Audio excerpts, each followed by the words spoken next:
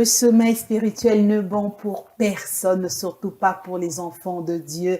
Nous venons donc à travers ce déjeuner spirituel vous demander de vous réveiller et surtout éviter les sommeils spirituels car ça vous éloignera de Dieu. Bonjour à tous, bon mardi chez vous et surtout bienvenue sur cette grande table du déjeuner spirituel, votre matinale sur Parole Éternelle Télévision. Hier c'était au féminin et aujourd'hui c'est un complexe scolaire carrément parce que c'est les hommes. Donc ce matin je suis vraiment entourée des hommes, je ne sais pas par où je vais commencer, est-ce que par les rouges ou par les noirs, et donc je finirai par commencer quelque part. Je vous reçois Brad Joshua. Wow. Bonjour, c'est pas jeudi aujourd'hui. Ah oui, exactement, et aujourd'hui c'est mardi. Et quel nouveau l'honneur. Ah oui, merci beaucoup. En tout cas, j'ai dit, pourquoi pas commencer un mardi comme ça encore en beauté. Hein? Wow. Tellement j'aime nos téléspectateurs que j'ai dit, aujourd'hui je dois être à la Léo Joleo, comme on dit en Swahili. Donc nous vous aimons beaucoup, chers téléspectateurs, et c'est pour ça que je suis là.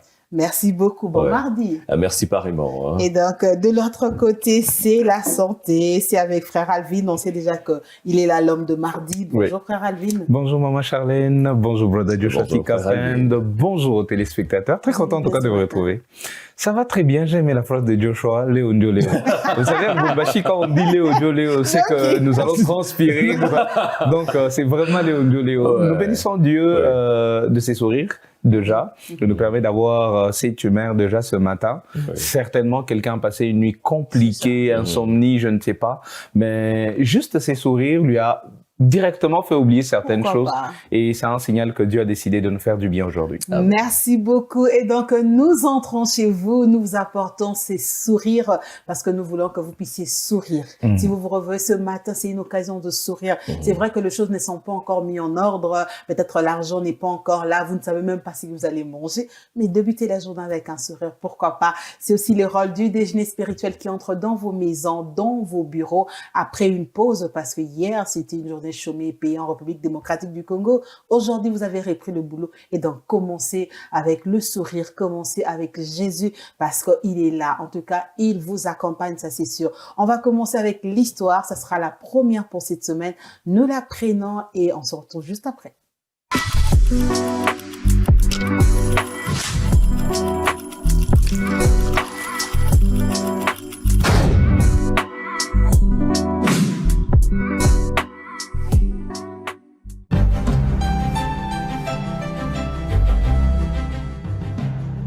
Aujourd'hui, notre histoire s'intitule « L'enchère finale ».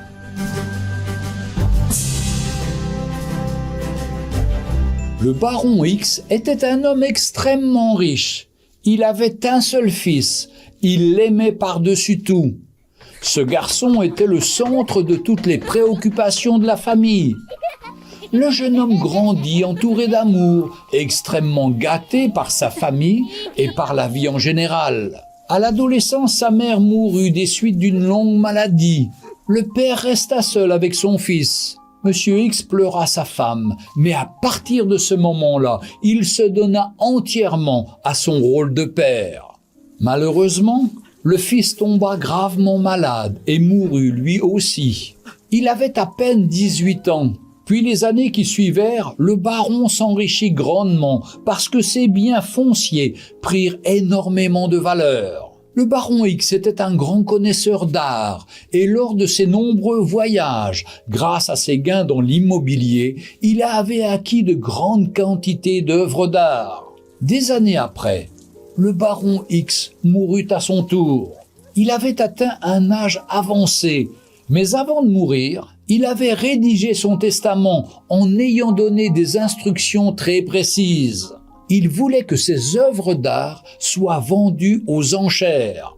Les enchères devaient être organisées dans la grande salle de réception de son château. Beaucoup étaient intéressés par cette vente. La collection du baron était connue non seulement en Angleterre, mais aussi dans toute l'Europe. Il y en avait pour tous les goûts, des livres, des sculptures en marbre, des bronzes, des peintures de la Renaissance italienne, des vases de grands orfèvres. Le montant des ventes était évalué à plusieurs milliards de livres. Le jour des enchères, des experts se pressaient de toute l'Angleterre. Le conservateur du prestigieux British Museum avait fait le déplacement. Les œuvres d'art étaient exposées dans tous les salons du manoir. Une décoratrice était spécialement venue de Londres pour mettre en valeur ses œuvres. Parmi elles se trouvait une œuvre certes jolie, mais pas très significative. C'était une petite aquarelle peinte par un petit artiste local. Elle représentait le portrait du fils bien-aimé du baron. Au moment de l'enchère, le commissaire-priseur frappa le marteau. Le silence se fit dans la salle. L'avocat lut l'extrait du testament.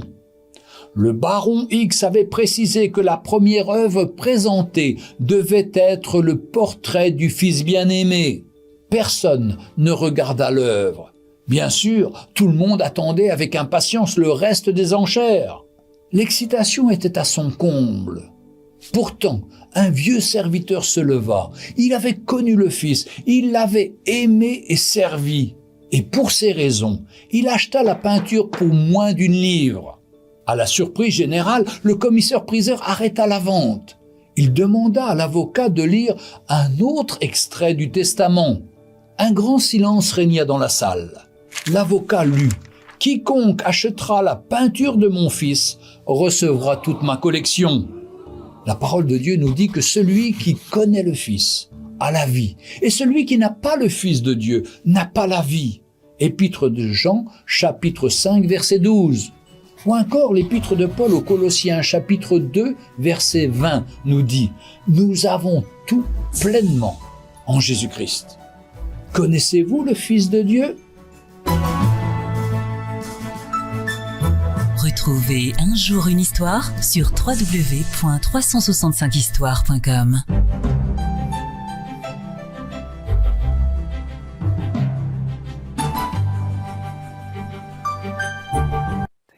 Si seulement vous étiez avec moi sur ce plateau pour voir la grande surprise sur le visage de tout le monde. Très, très belle histoire du baron X. Je commence par la gauche ou par la droite? Je préfère par la gauche. Quelle histoire! En tout cas, c'est la toute première fois, au fait, de tomber déjà sur cette histoire. Mais aussi, c'est la toute première fois où je me suis mis un truc dans la tête pendant qu'on suivait cette histoire. Je me disais, c'est mieux de faire aussi comme le pasteur Jean-Louis Gaillard. Qu'est-ce qu'il fait?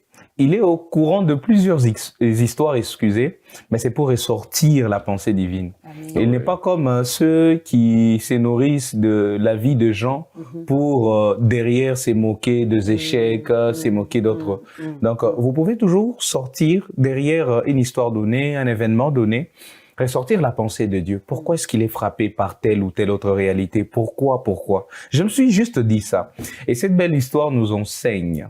Il y a des choses que chacun de nous s'attend directement, même lorsque nous donnons notre vie au Seigneur. Directement, quelqu'un s'attend à quelque chose. Et il y a de ces choses que nous négligeons. Et il faudrait faire très attention. Ces deux choses que nous négligeons, c'est dans ces choses-là que Dieu cache certains secrets.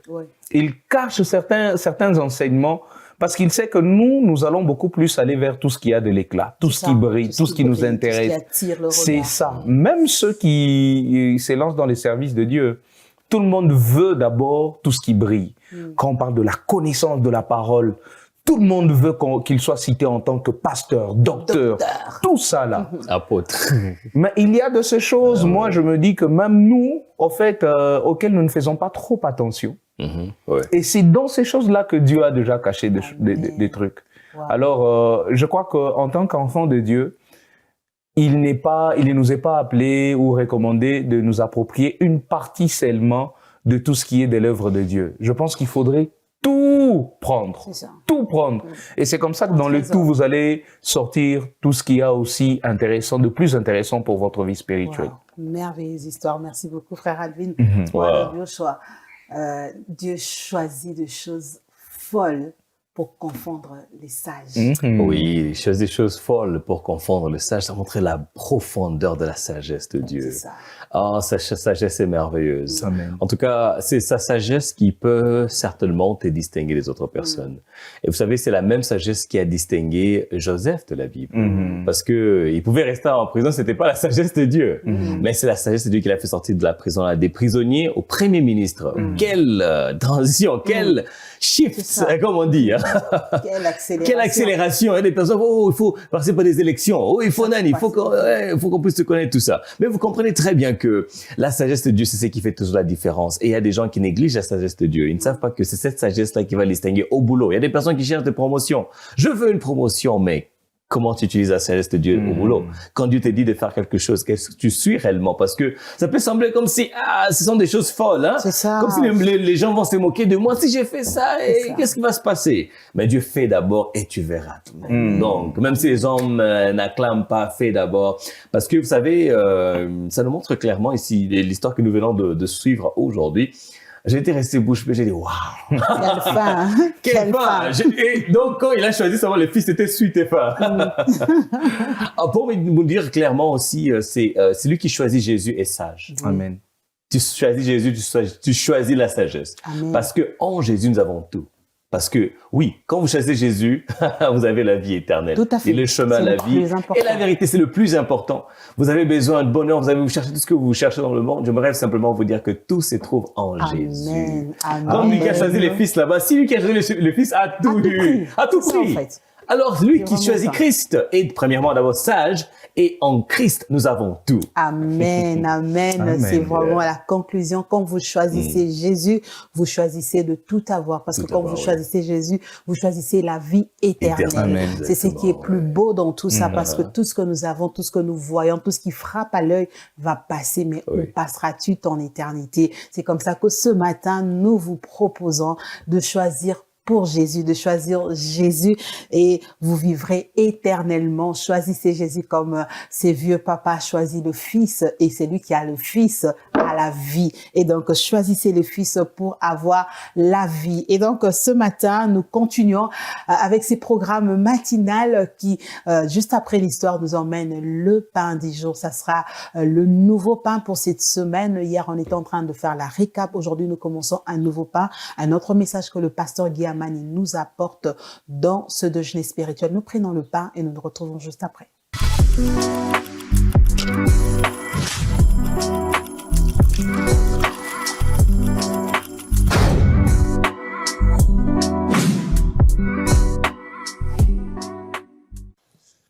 Matthieu 24, 1 à 14. Je vais lire pour nous ces textes assez longs.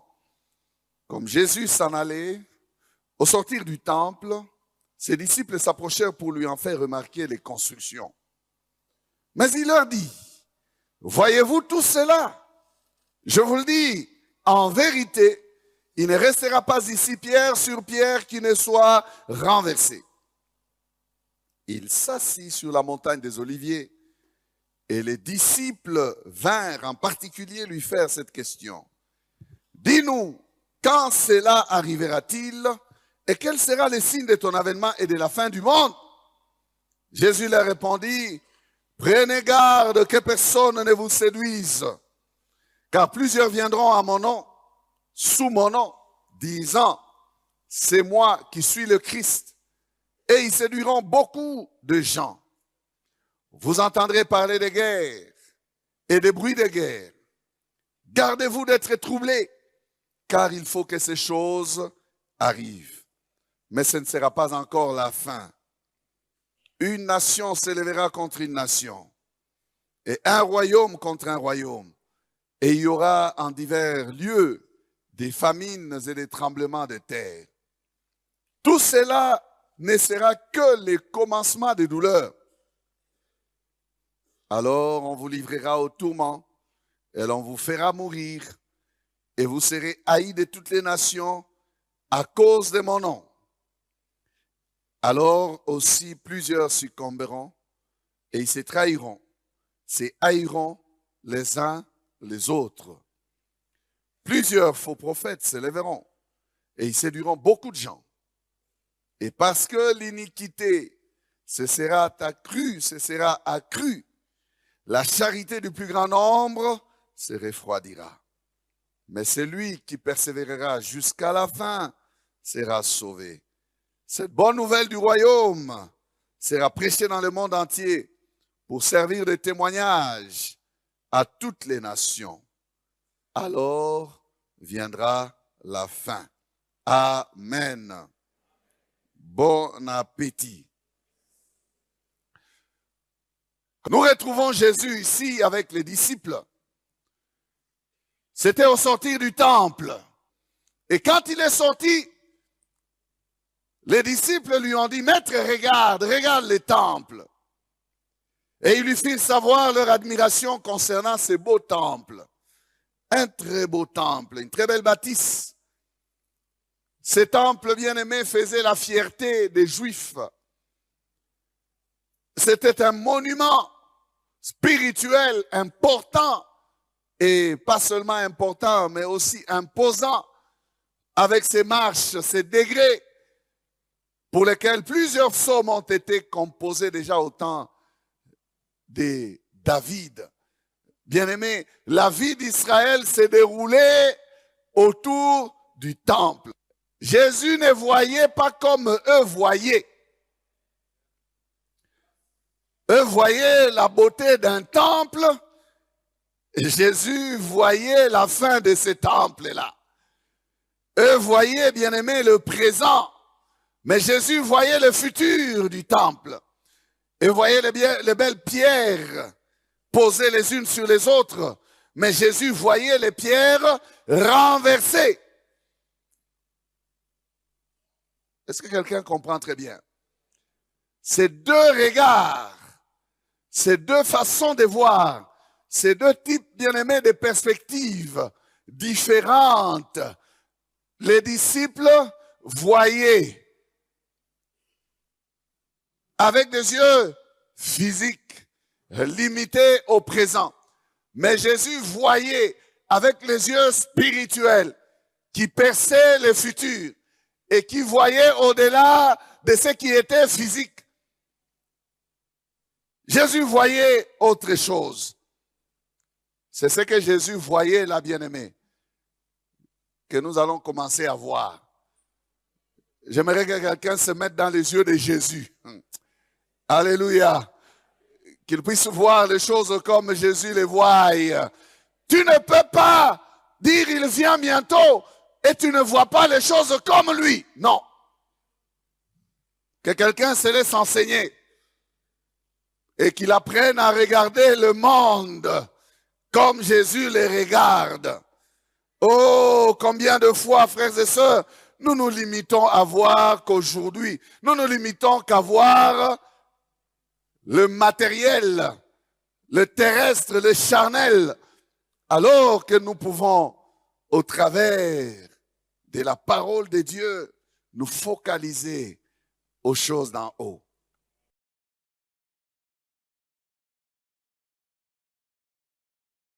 Oui, je viens bientôt, 16, c'est donc le pain de ce matin. Nous avons commencé une nouvelle semaine hier, c'était un jour férié et nous étions en train de terminer avec ce que fait Jésus au ciel. Et ce matin du mardi, nous commençons avec un autre sous-thème, les avènements de Jésus et la fin du monde, les avènements de la fin du temps et la fin du monde. C'est donc avec Papa David, notre invité de la semaine qui est déjà là, bien installé. Bonjour Papa David et bon mardi. Bonjour madame, merci beaucoup à vous pareillement. Merci beaucoup, vous allez bien ce matin? Le Seigneur nous soutient par sa grâce, tout va bien. Amen. Quand on écoute ce pain, quand on entend le pasteur Guy Amani dire « Nous étions au ciel et nous redescendons sur terre avec les signes de la fin du temps », on a l'impression qu'on est vraiment à la toute fin. Et ça fait quand même peur quand on aborde le sujet comme ça au déjeuner spirituel. C'est merveilleux d'écouter toutes ces choses, c'est merveilleux de savourer tous ces messages, c'est merveilleux de pouvoir s'asseoir, parler des choses que Dieu nous envoie, un pain chaud, comme on l'appelle dans les déjeuners spirituels, un pain chaud qui descend d'en haut et qui vient nous faire du bien. Donc, comme vous l'avez si bien dit, nous sommes au 16e message de la série « Oui, je viens bientôt ». Donc, c'est le 16e message, mais nous étions en train de voir ce que Jésus fait au ciel. Après qu'on ait fini de voir ce que Jésus fait au ciel, comme nous l'avions vu, bien sûr, cette fois-ci, nous descendons sur la terre des humains. Ce que Jésus-Christ a fait sur la terre. Ce que Jésus-Christ a vu sur la terre. Ce que Jésus-Christ percevait sur la terre. Et les récits que nous venons de lire aujourd'hui, c'est un récit merveilleux qui nous met dans le bain de ce qui se passe. En fait, c'est un échange entre Jésus et ses disciples. Ils viennent, ils sont à Jérusalem, ils voient le temple. Ce temple qui était les joyaux, et ce temple qui était l'édifice attractif, et ce temple qui était un lieu touristique d'ailleurs à Jérusalem, ce temple qui était le centre de la vie de tout juif. C'est comme les pasteurs le disaient tout à l'heure, c'est que il y a eu beaucoup de psaumes qui se sont composés pendant que les gens montaient au temple. Quand vous entendez, on dit cantique des degrés. Par exemple, dans les psaumes, ce sont des psaumes qui ont été composés pendant que les juifs y montaient. Parce que pour arriver là où il y a les temples, à Sion, il y a des degrés, il y a des marches qu'il faut monter. C'est une montagne et voilà. Il y a aussi beaucoup des événements autour du temple. Donc le temple, c'était le centre, n'est-ce pas, de la vie religieuse de tout juif. Mais maintenant ici, Jésus-Christ, il échange avec les disciples. Il dit, mais écoutez, les disciples montrent à Jésus comment est-ce que c'est beau, de belles pierres, et c'est très bien taillé, et comment c'est joli, c'est beau, parce que ce temple, en fait, c'est le temple qui avait été agrandi et embelli par Hérode le Grand. Hérode le Grand l'a embelli, il l'a agrandi, il l'a même rénové, il l'a modernisé à l'époque. Et voilà, maintenant, les disciples, ils étaient fiers, ils étaient contents, ils étaient joyeux. Mais ici, ce qui nous intéresse, c'est que la perception de Jésus n'est pas la perception des disciples. En fait, c'est ça même le socle de cette pensée, de ces pas. Donc, ce que Jésus voit, c'est pas ce que les disciples voient.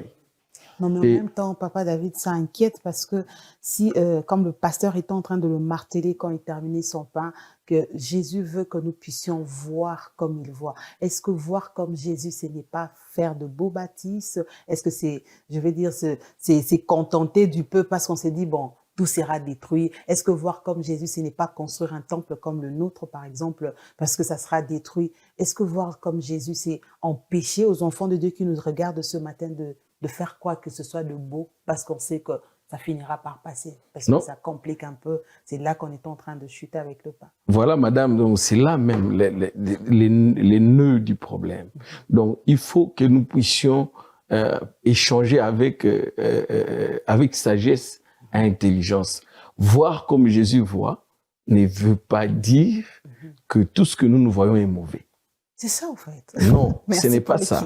Donc, voir comme Jésus voit, c'est de voir l'intérêt de Dieu dans ce que nous faisons.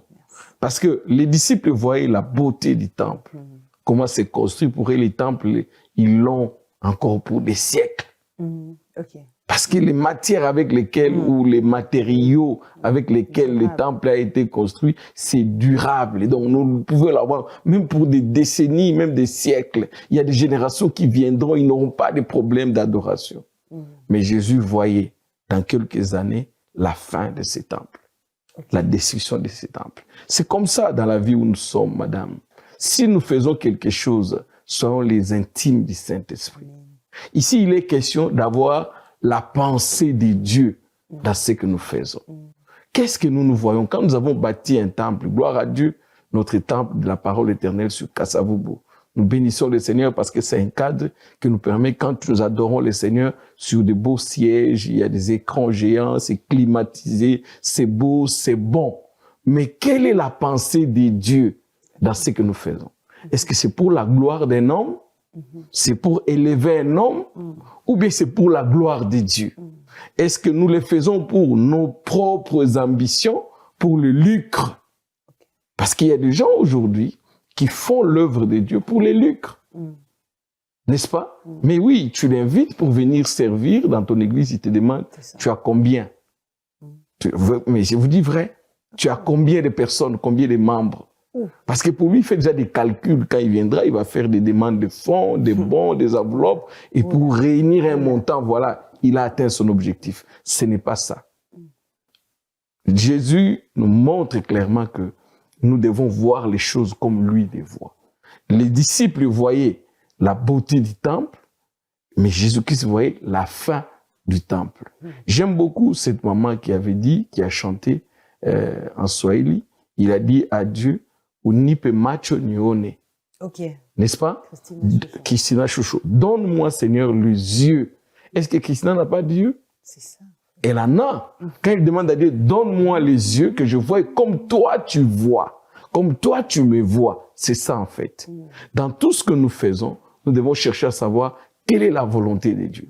Dans le récit de Moïse, dans la maison d'Isaïe, Jessé, quand le grand prophète Samuel, l'homme qui a inauguré le ministère prophétique dans la Bible, et de manière officielle, quand il vient, c'est l'homme de Dieu. Quand il vient, on vient présenter le fils de Jessé, n'est-ce pas? Oui. L'aîné, quand il vient, on regarde l'aîné, on dit, certainement, ça c'est un vrai guerrier. Lui, il peut diriger Israël. Dieu dit non, mets-les de côté. Le deuxième vient, c'est moi qui commande, c'était un sportif, lui il faisait même des pompes. Hein? C'est quelqu'un qui allait à la salle de gym de l'époque, il s'entraînait chaque matin. C'était un homme dynamique. Dieu dit, c'est pas lui. Qu'est-ce que Dieu reproche au prophète? Il dit, vous les humains, vous voyez ce qui frappe à l'œil. C'est ça en fait même avec les disciples. Et ils voyaient ce qui frappait à l'œil. Mais Jésus avait une perception au-delà de ce qui frappe à l'œil. Je prie le Seigneur qu'il puisse nous aider dans l'église du Seigneur, que nous ayons à voir les choses au-delà de ce qui frappe à l'œil. Généralement, dans l'église, ma sœur, de gens qui viennent avec des impressions pour impressionner. Avec déjà le premier contact, ils cherchent à démontrer. Généralement, ce sont des personnes qui posent des problèmes sérieux dans l'église.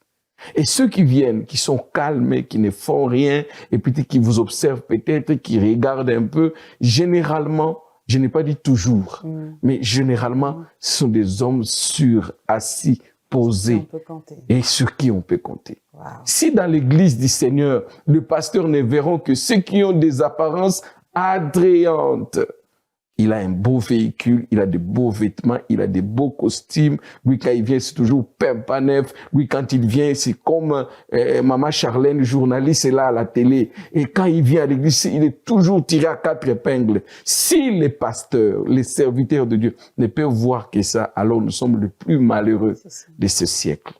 Il faut que Dieu nous ouvre les yeux, que nous voyons au-delà de ce qui frappe les yeux.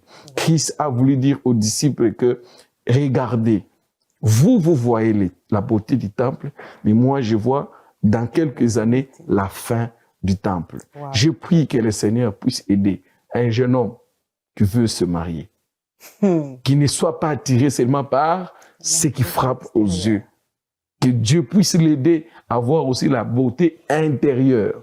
Je prie pour une jeune fille qui veut se marier, qui ne voit pas que ce qui frappe aux yeux, c'est qu'il est en train de voir les signes extérieurs. Non, que Dieu lui donne de voir encore à l'intérieur pour aller plus loin.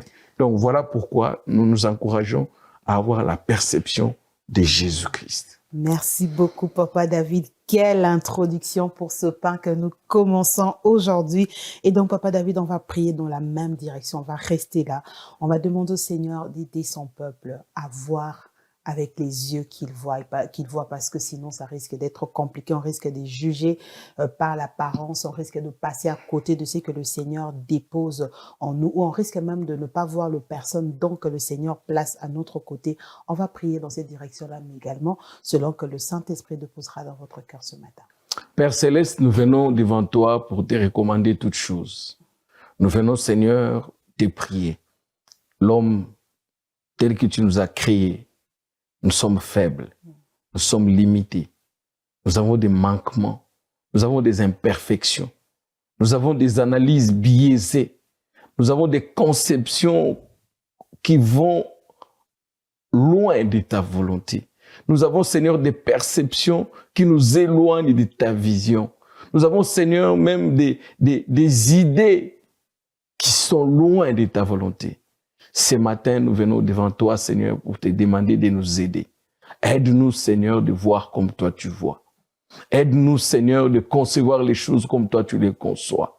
Aide-nous, Seigneur, de voir, d'entendre le Saint-Esprit nous parler. Aide-nous, Seigneur, d'être les amis, les intimes du Saint-Esprit. C'est ainsi que nous verrons comme toi tu vois. Si nous sommes en communion, la collaboration avec le Saint-Esprit, Seigneur notre Dieu, nous parlerons comme toi tu veux que nous parlions.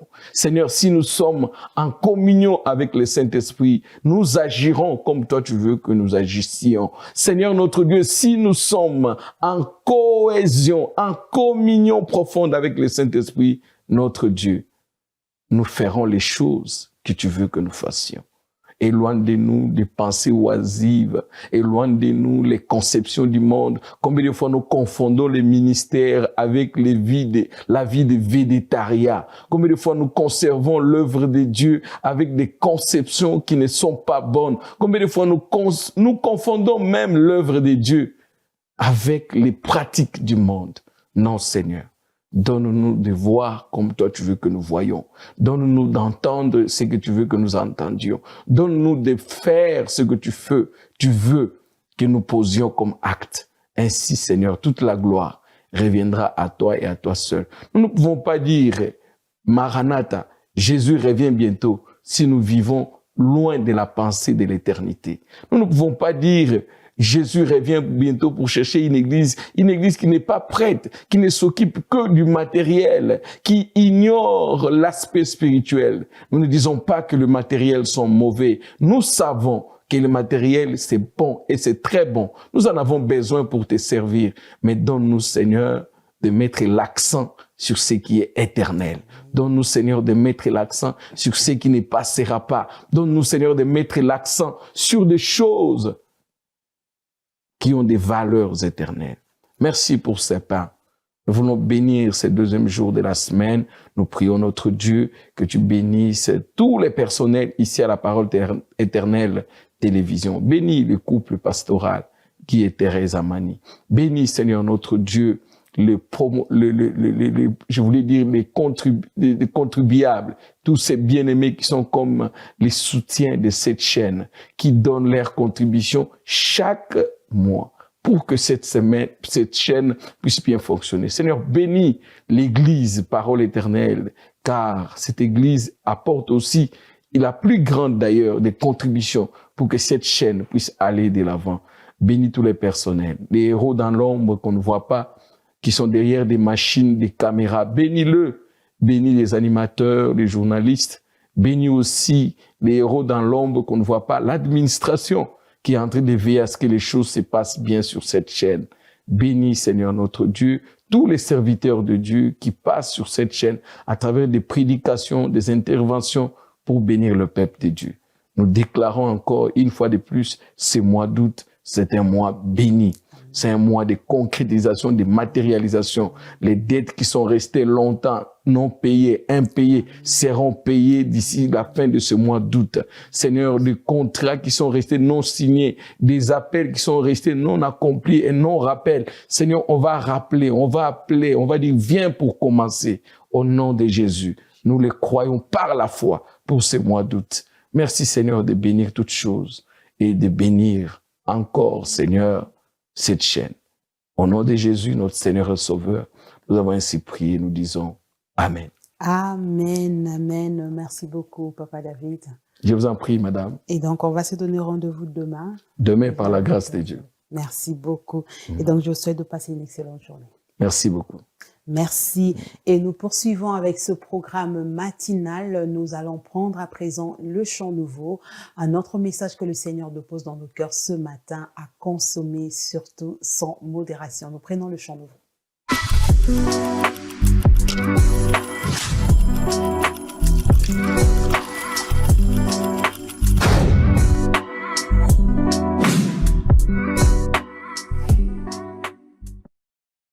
C'est donc le titre de ce chant avec le pasteur Atom, son featuring avec Patrice Moubiaï. Et ce matin, ces chants viennent encore rassurer à quelqu'un de l'amour de Dieu. Brother Joshua, cet amour qui nous conduit dans le vert pâturage. Il nous conduit dans les eaux paisibles. Il marche avec nous même quand les choses semblent être difficiles, quand le bout du tunnel est encore loin à terminer. Le Seigneur vient nous rassurer et il nous dit qu'il est là. Oui, en tout cas, j'ai toujours cette image d'un enfant qui marche avec son père. Surtout, l'enfant sait déjà que la personne qui mangeait sa nourriture, hein. Quand il est à l'école, quand papa n'est pas là, quand il est avec son père, il est rassuré. Tout à fait. Il marche avec assurance. Il peut mettre les mains dans la poche. Il va préférer aller là où il y a les messieurs là, les petits là qui lui dérangent, qui faisaient peur là. Papa, utilisons ces chemins là-bas. Il va passer près de la classe là où il va se trouver. Il est là. Quand il pointe, oui, même quand il va pointer, c'est comme ça. Il est là, c'est lui là. Donc il marche avec assurance parce que c'est que son père est le plus fort. Son père peut tout. Son père peut certainement, en tout cas, faire tout ce qu'il peut vraiment pour s'assurer que son fils est en sécurité. Il sait que je suis en sécurité. C'est pour ça que les enfants peuvent même dormir sans même s'inquiéter. Ils savent qu'ils vont arriver à la maison, peu importe les circonstances. Ils s'en foutent de ils doivent arriver par bus, par taxi. L'enfant sait que même comment papa va faire tout pour que je puisse bien arriver. Mais quand on dit enfant de Dieu, pourquoi des fois il y a certains chrétiens qui n'ont pas cette assurance? Enfant de Dieu. Maman Charlène, vous avez des enfants. Bien sûr. Votre enfant, quand il dort là, il va jamais penser que maman, est-ce que je vais bien arriver? Jamais. L'enfant peut jamais poser une question pareille. Il a l'assurance que oui, je vais bien arriver. Il me rassure, je l'aime bien. Amen. Notre Dieu, son amour nous protège, son amour nous couvre, son amour en tout cas nous aide à traverser des moments difficiles, dans des épreuves. J'ai aimé ce qu'il dit dans la chanson, pas seulement une épreuve, dans plusieurs épreuves. Parce que ça va arriver. Les personnes qui quittent les épreuves donc on n'a pas encore quitté la terre. Moi, je dis, moi, chacun a kamuna, la vie te fait ça. Moi, chacun a nyonga nyonga, la vie te tourne vraiment. Et il y a beaucoup de choses qu'on peut dire certainement. Moi, chacun a tout là, la vie t'es comme un ballon, t'es shoot comme des ballons, comme si tu étais la Coupe du Monde. Donc, en tout cas, c'est ça pour dire simplement qu'il y a des moments pareils, des moments brutals. Par exemple, tu as fait 5 à 10 ans dans le chômage. Tu as tout ce qu'il faut, mais il n'y a pas le mariage. Tu attends le mariage. Tu dis, Seigneur, je veux ce mariage ici. C'est une épreuve. Tu as travaillé pendant des années, mais d'autres personnes, dès qu'ils viennent là, ils ont déjà une promotion. Toi, rien, c'est fini. J'attends encore, ça part. Et c'est ça. C'est une épreuve pour toi. Les autres, à cause de la corruption, ils ont eu des très bons postes. Mais toi, parce que tu dis que je vais rester intègre, tu es toujours au même niveau. Mais c'est juste une épreuve. Itapita, ça va passer. L'amour de Dieu va faire la différence dans ta vie. Amen. Et donc, je dis à quelqu'un simplement que, oui, il te rassure qu'il est avec toi. Amen. Même quand tu marches dans la vallée de l'ombre de la mort, ne crains aucun mal, car il est avec toi. Amen. Marche avec assurance comme ce fils-là qui marche avec son papa parce qu'il sait que mon père est là. Il rassure mon fils. N'aie pas peur, je suis avec toi. Zala calme, je suis là. Amen, amen. Merci beaucoup, Brother Joshua. Frère Alvin, j'ai aimé ce qu'il est en train de dire dans la chanson. Il a dit, Moté mananga bate la kimia. Et j'aimerais vraiment que vous puissiez vous adresser à tout ce cœur qui nous regarde ce matin, parce qu'il y a la vie, parce qu'il y a les cœurs en train de se battre, parce que par moments, c'est les cœurs qui nous jettent du tour. Oui. On se dit, est-ce que toi, Peneko Simba, est-ce que vous pouvez dire à quelqu'un, Moté me bate la kimia, yes, Azali. Amen. En fait, nous avons grandi, j'ai vraiment grandi avec le psaume 23. C'est vraiment le psaume 23 qui est exploité. Et j'ai grandi vraiment avec ça. Et à des moments donnés, on répétait, le parole c'était en Swahili. Malheureusement, je ne sais pas si vous allez Non, mais allez-y. C'était en Swahili. Et j'ai toujours aimé le premier verset. En Swahili, on dit, Bwana ni mchungaji wangu sitapungukiwa na kitu. En français, c'est l'Éternel est mon berger, je ne manquerai de rien. Déjà, le tout premier verset de ces chapitres nous dit tout. C'est ça, c'est déjà le bon dont vous avez besoin. Il est le bon berger, je ne manquerai de rien. Vous savez, notre cœur est troublé parce qu'à des moments donnés, nous nous disons que nous allons manquer de quelque chose. La réalité nous rattrape. Oui.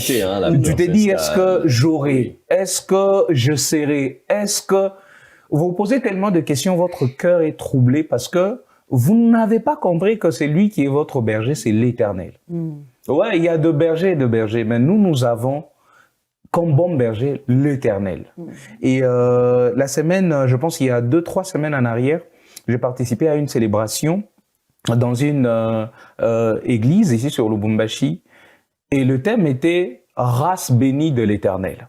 Et j'ai aimé l'exploitation du pasteur qui dit « Écoutez, c'est une race bénie de l'Éternel ». Aussi longtemps qu'il y a Éternel à la fin de cette phrase, c'est là que vous serez même fiers de dire que nous sommes une race bénie.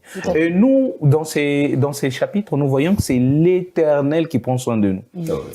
En Swahili, on dit « Wamilele », c'est-à-dire qu'il n'a pas de fin. Ce n'est pas qu'il va te prendre en charge pendant un moment et puis il s'arrête. Non, Wamilele, c'est-à-dire il est éternellement bon berger pour toi.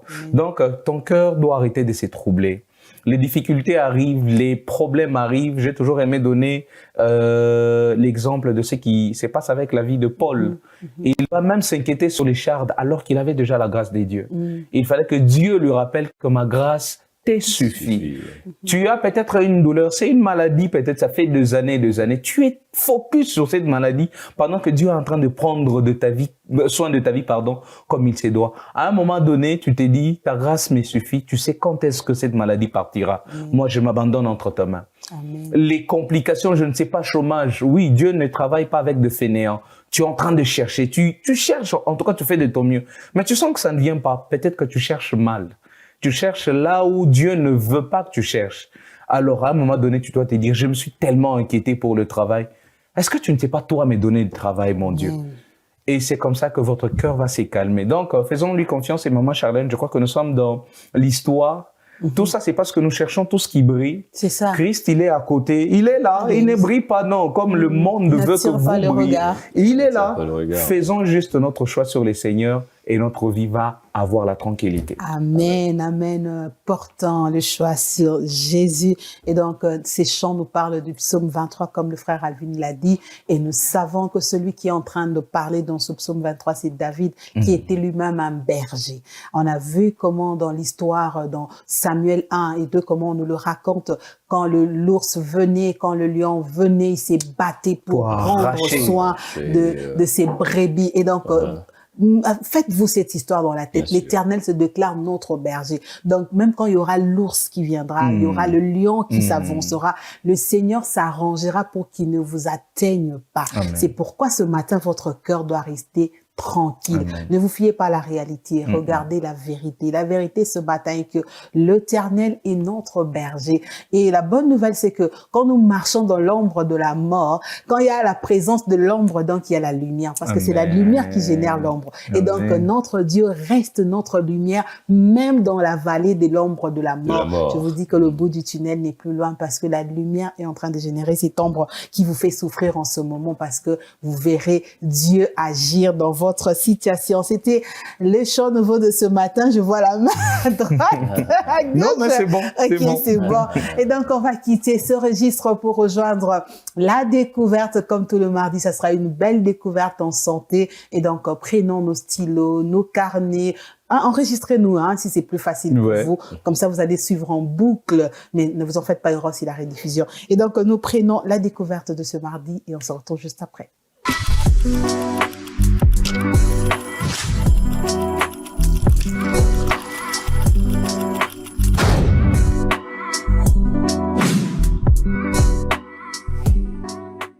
Et voilà, nous revenons pour cette belle découverte que nous ferons ici même sur ce plateau, d'où le geste de ici. Ça se passe ici. Et donc, et avec vous, frère Alvin. Et maintenant. Voilà. Et donc, qu'est-ce que nous découvrons aujourd'hui? Alors, aujourd'hui, nous allons, en tout cas, rester sur un souci de santé qui touche aujourd'hui plus d'un. Et en particulier sur le Lubumbashi, on parle de la gastrite. Ouais, on parle de la gastrite, ça ne rigole pas. On parle de brûlure, on parle de ballonnement, on parle de tellement de choses autour de l'estomac. Alors aujourd'hui, c'est-à-dire que nous venons un tout petit peu nous aider à mieux gérer la santé de l'estomac. Vous savez, avant d'arriver à tout ce qu'on va appeler gastrite, brûlure et tout, il y a un mode de vie que nous avons embrassé qui nous expose à ces soucis de santé-là. Alors aujourd'hui, c'est ce que nous allons exploiter. Nous allons donc parler de la bonne santé de la gastrite.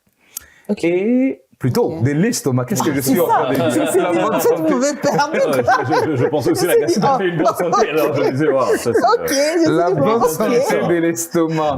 Alors certainement, vous étiez aussi souple comme Maman Charlène de Brother Joshua. Alors c'est ce que nous allons exploiter aujourd'hui.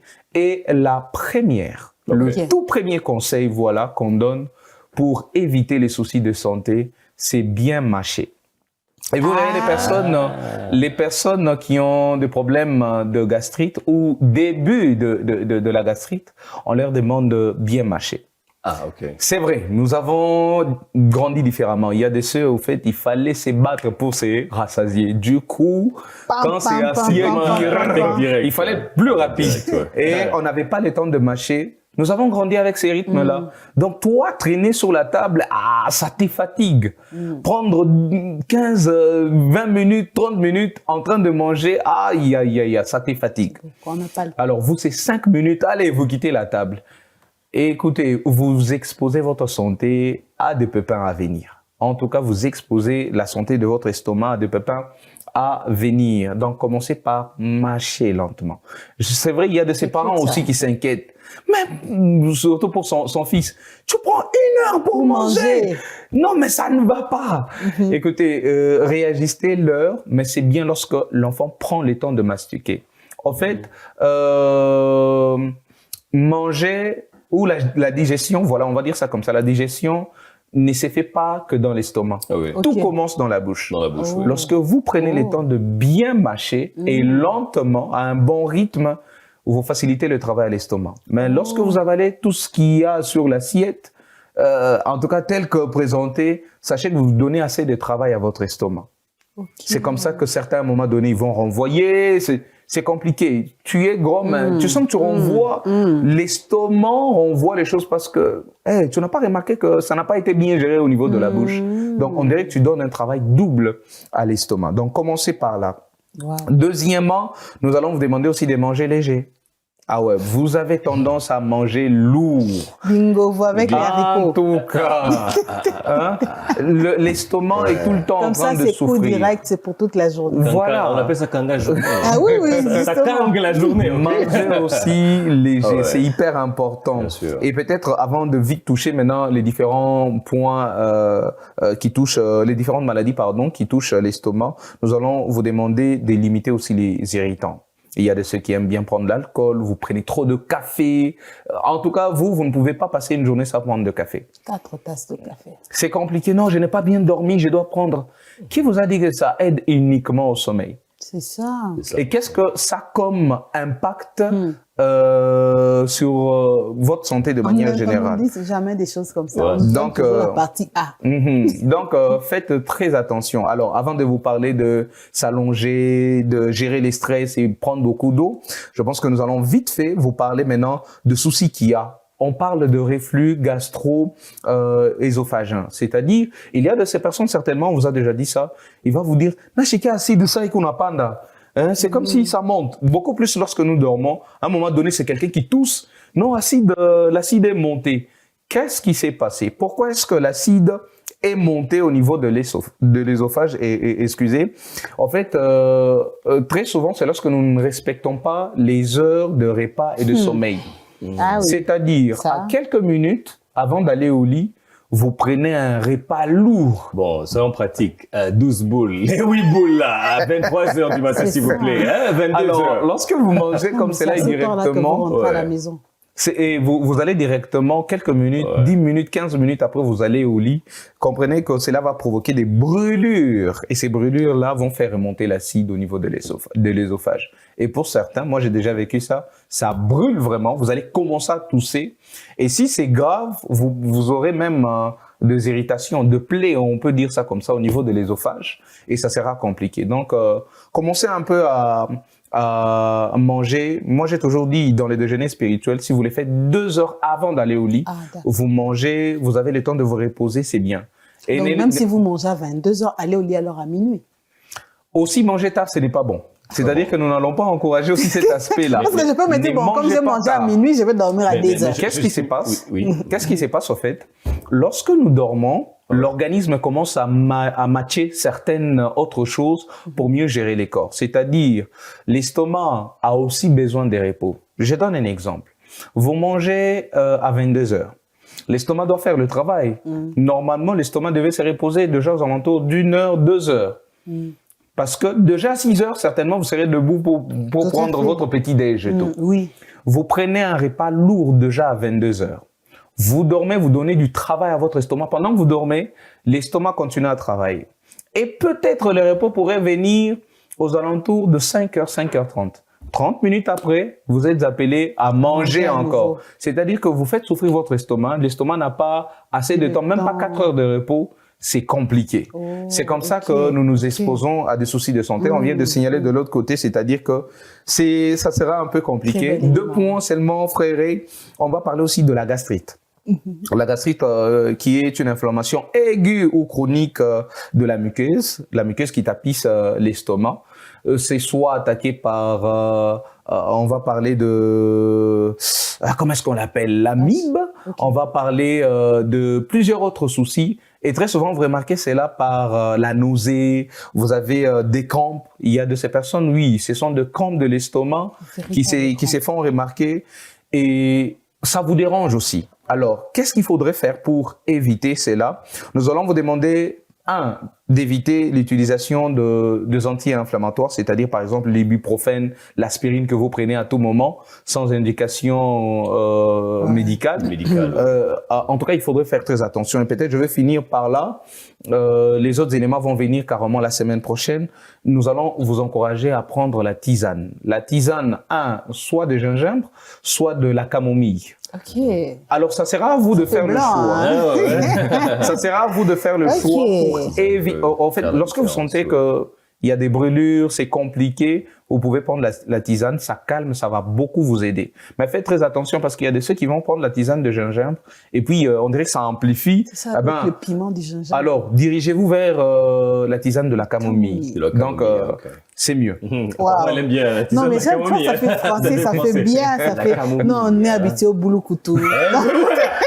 Tout à base de gingembre, tout ça, c'est qu'on connaît, tout ça. La camomille, ça donne la C'est ça donne envie de laisser d'abord. Boulot couteau à base du gingembre, c'est qu'on veut. Boulot couteau, vous sentez l'authenticité de nom.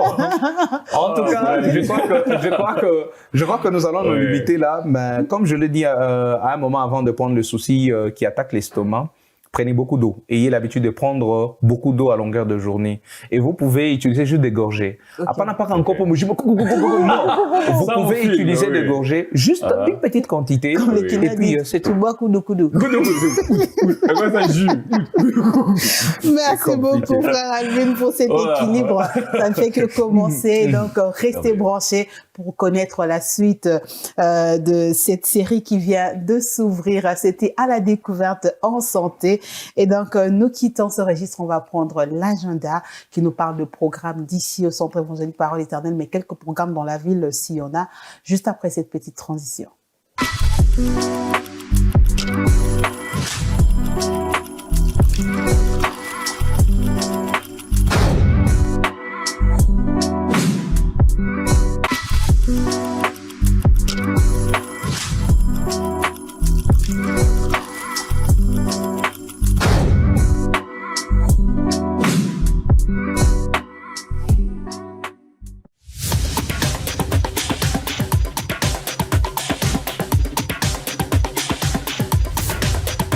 Chaque premier dimanche du mois, c'est le dimanche de la mission.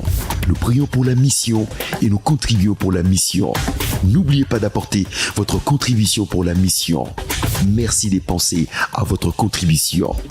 Faites-nous parvenir votre contribution via le mobile panier au +243 97 41 41 579 ou au +243 81 87 55 0 0 0 au 0017-12 30-00 10 794-00 53 ou faites un virement bancaire à la TMB. Nous contribuons pour la mission. Que Dieu vous bénisse.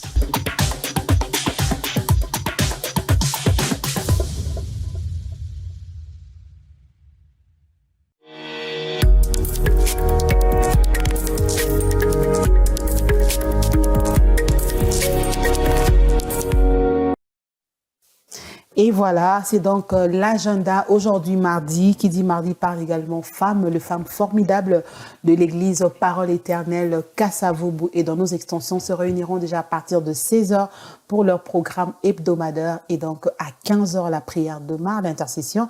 Et à 16h le programme proprement dit de Mar. C'est donc un programme qui concerne le femme, mais également le jeune fille de 18 ans et plus. Venir répondant et donc venant apprendre au pied du Seigneur comment voulons être de bonnes mères, de bonnes épouses, de bonnes jeunes femmes aussi à la maison, pourquoi pas de bonnes belles-sœurs. Et donc, ça s'apprend au pied du Seigneur avec le Femme Formidable cet après-midi. Et donc, on va prendre le verset du jour qui arrive. Un de nous va le faire, ça sera certainement à gauche ou à droite, mais ça se fera. C'est le verset du jour qui vient donc mettre fin à ces programmes matinales. Nous découvrons le verset du jour.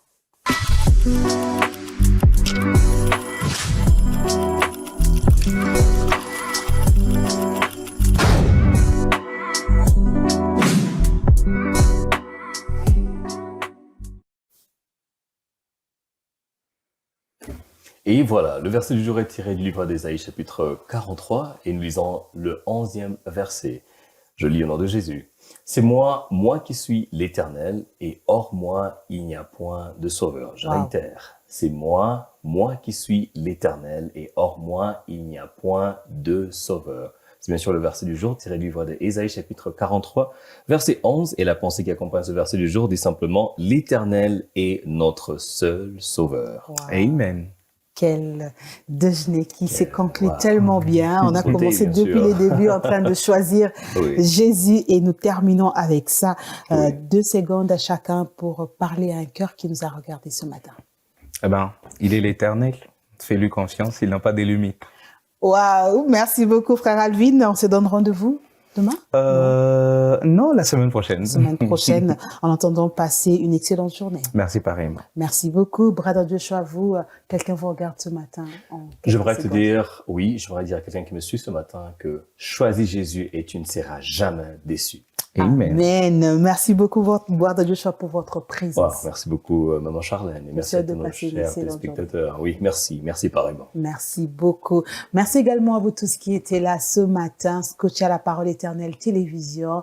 Merci pour votre fidélité à Jésus et votre fidélité à ce programme. Merci également, frère Ray, qui nous a réalisé ce matin. On se donne rendez-vous demain à 8h00 avec le même et réel plaisir. Ciao.